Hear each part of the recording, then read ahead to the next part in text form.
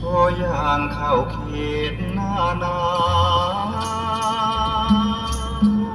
ลมหนาวก็ช่วยพัดกระหน่ำสายลมเอ่ยมาในเวลาค่ำช่ำชื่นกว่าทุกวันน้ำค้างข้างพรมร่มเย็นรำเพยหนาวอกเอ่ยหนาวจนสั่นเสียงเรไรร้องก้องสนั่นทำให้ฉันเป็นสุขใจเสียงเพลงคำแล้วคำแล้วคำแล้วดังแว่วมาแต่ไกลมีใครโน้ใครช่างประดิษฐ์คิดเพลงคำ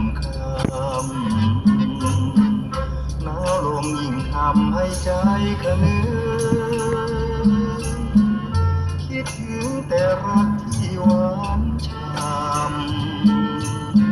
ำหารักอื่นใดไหนจะหวานล้ำช้ำเท่ารักเราไม่มีสวนลุมพินีทินที่เคยไป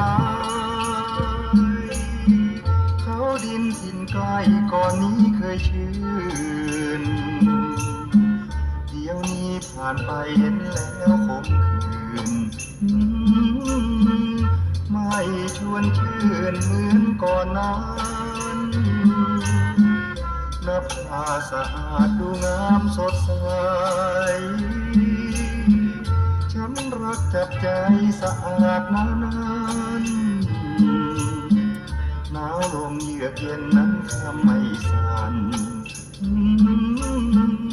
จิตใจฉันเลื่อนลอยไปเสียงเพลงคำแล้วคำแล้วคำแล้วดังแว่วมาแต่ไกลคิดเตือนหัวใจให้คิดถึงยามค่ำคิดถึงร่วมทางเคยเที่ยวด้วยกัน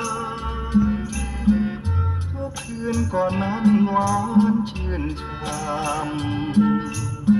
ำทุกที่ที่ไปฝังใจยังจำ